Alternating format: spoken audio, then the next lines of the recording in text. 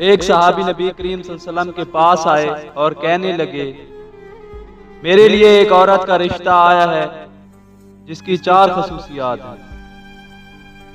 दौलत भी है, अहद भी है, खानदान भी ऊंचा और खूबसूरत भी है।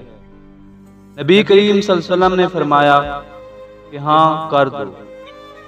अगर ये 4 चीजें किसी औरत में जमा हो जाएं, तो ऐसी औरत का रिश्ता लाजमी कबूल कर लेना चाहिए।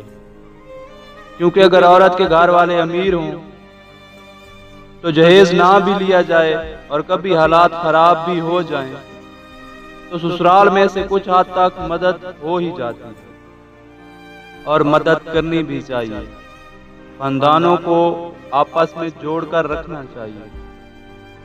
दूसरी बात, अगर वो लड़की खानदानी है तो भी बहुत अच्छा है, क्योंकि खानदानी लड़कियां पहले ही दिन से शौहर की इज्जत करती हैं और उसको उठने बैठने की भी तमीज होती है, और ऐसी लड़की खानदान और घर वालों से भी तहजीब और सलीके से मिलती है। इसमें शौहर की इज्जत होती है। और अगर लड़की के पास कोई और यानी उसके पास कोई मनसब भी है तो भी बेहतरीन है।